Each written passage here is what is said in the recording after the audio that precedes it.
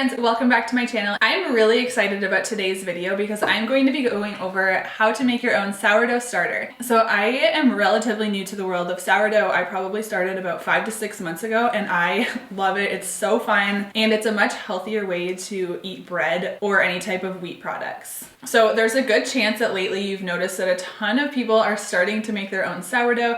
So maybe you're one of those people and that's why you're here to learn how to make your own starter. Or maybe you're just curious why so many people are jumping on the sourdough bandwagon. So I'm going to talk a little bit about why sourdough is so awesome, and then I'm going to go straight into the step-by-step process of making your own starter from scratch. So what is a sourdough starter? So traditionally, bread was made by using this sourdough starter, or it's also known as a live yeast. And this is something that would have been passed on from generation to generation before you were able to buy dry instant yeast from the grocery store. So this live yeast, or this sourdough starter, is just flour and water, and it's gone through a fermentation process just by sitting out on your counter, and it basically creates its own yeast through the bacteria in the environment. So bacteria is not a bad word. There's good and bad bacteria in our world, and all fermented foods are full of good bacteria, which is super healthy for our gut health. So don't be scared off by the word bacteria. So this live yeast, or this sourdough starter, is added to recipes like bread or pancakes or cinnamon rolls or pretzels in order for it to rise. So part of the reason why we have so many issues in our society now with people being gluten sensitive is because we don't prepare our food like we used to. We've really lost the art of properly preparing food. So traditionally, grains as well as beans and nuts would have all been at least soaked, if not soaked and fermented before they were eaten. And that helps a ton in the digestive process. So grains have an anti-nutrient called phytic acid.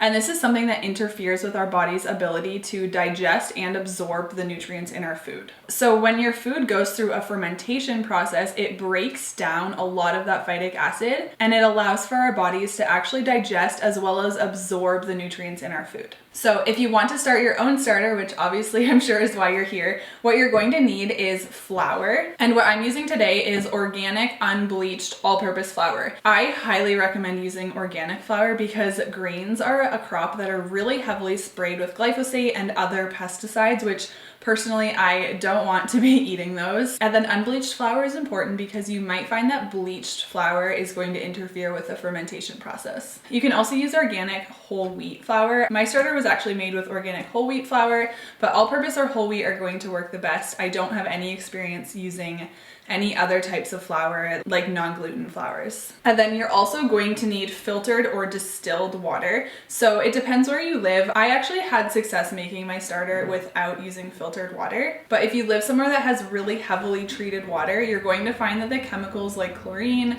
are going to interfere with the fermentation process. So filtered or distilled water are the best. That's what I use now. And then you're going to need an empty mason jar. I like to use a 1 quart mason jar. You definitely don't want anything smaller than this.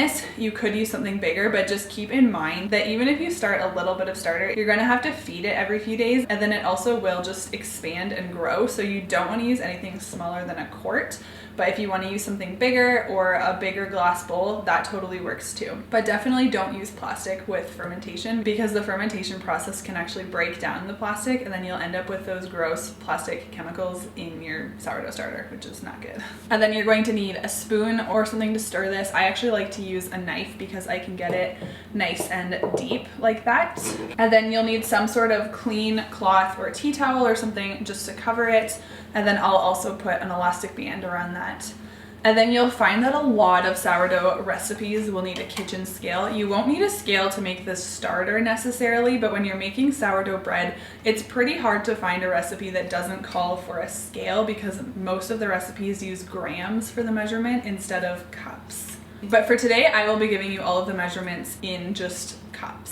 And then once you're ready to actually bake your sourdough bread, you will need something to bake it in, and I find that a Dutch oven works the best. I have a cast iron Dutch oven and I love it, but a ceramic Dutch oven would also work, or I have had success using a bread loaf pan with tinfoil over top of it, but I don't love cooking with tinfoil. But it's definitely an option if you're wanting to get started but you don't have the money to invest in a good cast iron Dutch oven right now. Okay, so I was going to show you guys the exact process, and then I filmed this and I had a problem with my camera, so I'm not going to do this all over again just because that would be super wasteful. But basically on day one, you're going to start with an empty mason jar, and you're going to add half a cup of flour and half a cup of water to the mason jar, and then you're just going to stir that really well until there's no chunks in it. Make sure that you get all of the flour out of the cracks and stuff. And I try to do this really neatly because the more mixture that gets up on the sides, it's just gonna be really hard to clean because that tends to get really like hard. So just stir that really well, and then you're gonna cover it. And then you're just gonna put this somewhere in your kitchen or somewhere where it's not gonna get touched too often. And you're gonna put it aside for 24 hours. And sourdough really likes to be in a warm environment, so my kitchen tends to be really, really cold. So I always keep my starter right beside my oven, but if it's really cold on a particular day, I'll actually turn my oven on just for like 1 minute, and then I'll turn it off and I'll keep the oven light on, and then I'll put this in. So you're not cooking the starter. Make sure that your oven isn't like 300 degrees, but it's just a couple degrees warmer than your actual house, and that's really gonna help with the fermentation process. I do find that just leaving my starter in the oven with the light on is quite a bit warmer. The light in my oven seems to give off a little bit of heat, so it only needs to be a few degrees warmer than your kitchen. And if your house is warm to start with, this shouldn't be an issue. This is really just a problem if you live somewhere or if your house is just really cold. So on day 2, you're going to take your starter and you're going to discard half of it. So you're just gonna throw it in the garbage. You can't really keep any of this at this point. I know that that seems really wasteful and it's really confusing why you need to get rid of it, but you do. You need to just get rid of half of it, because if you don't discard every day, at the end of this, you're going to end up with like a gallon of sourdough starter, which you don't need because you don't need a lot of it to make recipes. So discard half of this, and I personally just eyeball it, but if you'd rather measure it, if you feel better about measuring it, just measure this out and keep half of it. Okay, and then once you've discarded half of the starter, you're going to feed it or give it half a cup of flour and half a cup of water again. And then you're gonna stir that up just the same as you did yesterday. You're going to cover it, and then you're gonna put it in the same warm spot as the day before. So then on day 3, 4, and 5, you're going to repeat the exact same process. So you're going to discard half, and keep in mind at this point, it might start growing a little bit, but you're going to discard half of it. Yes, you need to discard half of it. And then you're gonna feed it half a cup of flour and half a cup of water on each of those days. So it's totally normal to not see any bubbles by day 2 or 3, but if it's day 4 and you're not seeing any bubbles, then that might be a sign that you need to use different flour, or you need to use filtered water if you're not already doing that, or it needs to be in a warmer spot. But don't be alarmed if there's no bubbles by day 2 or 3. I think that that just depends on different people's houses, different climates. I find that it just happens at different speeds for people. And then also just keep in mind that you want to try to do this around the same time every day. And it doesn't matter if it's exactly 8 a.m. when you're doing this, but let's say you started it at 8 a.m. on day 1, and then you fed it at 8 a.m. on the second day, 8:30 on the third day. You do want to aim to feed it every 24 hours. So then on day 6 and 7, you're going to repeat the same thing, discard half of it, feed it half a cup, but instead of doing that once a day, you're actually going to do that twice a day on day 6 and 7. So by the morning of day 8, you should have a sourdough starter that is ready to be used. And for some people, they might need to still feed it 1 or 2 more times on day 8 or 9 before it's super active. You can tell it's active if it's really bubbly and airy and you can see lots of bubbles in it. But that's basically it. That's how you make a sourdough starter. So once you have that starter, you can use that to make sourdough bread or pizza dough or cinnamon buns, and that will take place of any yeast ingredients in your recipes. But then once this is completed, you do still have to maintain it. So you don't have to feed it every single day, but you do need to feed it every few days. So sourdough does require a little bit more planning than we're used to. You can't just whip up a loaf of bread today because you need to plan your feeding. So let's say you want to make bread on Saturday morning. You're going to need to feed your starter at least 8 to 12 hours before that so that it has lots of time to become active and bubbly again. So if you're going to be using your starter all the time, like let's say you know you're gonna wanna make bread every 3 days,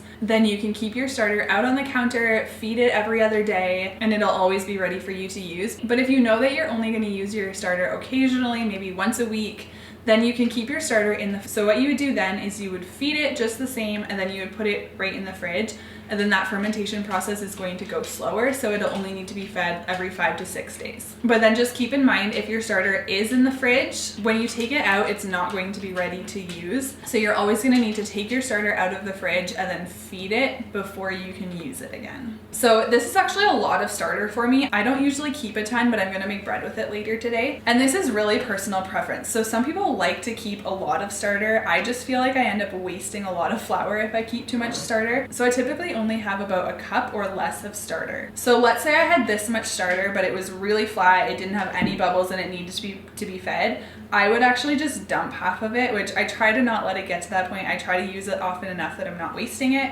But if it did happen, I would just dump half of this and then feed it. So if there was 1 cup of starter, you would feed it 2 cups of flour and 1 cup of water. But then even if you only have about a 1/4 cup, so let's say you only have maybe just over a cup of starter left, but you want to make a recipe that requires a cup of starter, so you have a 1/4 cup left, that's okay. It doesn't matter if you only have a tiny little bit, you're just gonna build it up again. So you're gonna feed it the same ratios. So again, 1 part starter, 1 part water, and 2 parts flour. And personally, I don't measure this. I know some people like to measure it, some people like to weigh it. I just eyeball the feeding process, and I've had a lot of success with that, but just do whatever you feel the most comfortable to do. So that's pretty much it with making your own sourdough starter. Part 2 of this video will be coming in a few days, and I will be answering all of the frequently asked questions that I get all the time.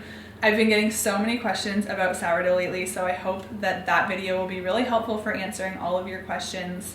So make sure you stay tuned for that video. I will have it linked in the description box below once it goes live. And then in the future, I hope to share more of my sourdough recipes with you guys. I have been making so many things lately, and it's honestly just so fun. So I hope that was helpful for you guys. Let me know in the comments below if you've already started your sourdough starter, or if it's something that you've been working on or been wanting to do. So thank you guys so much for watching, and I will see you again in my next video in a few days.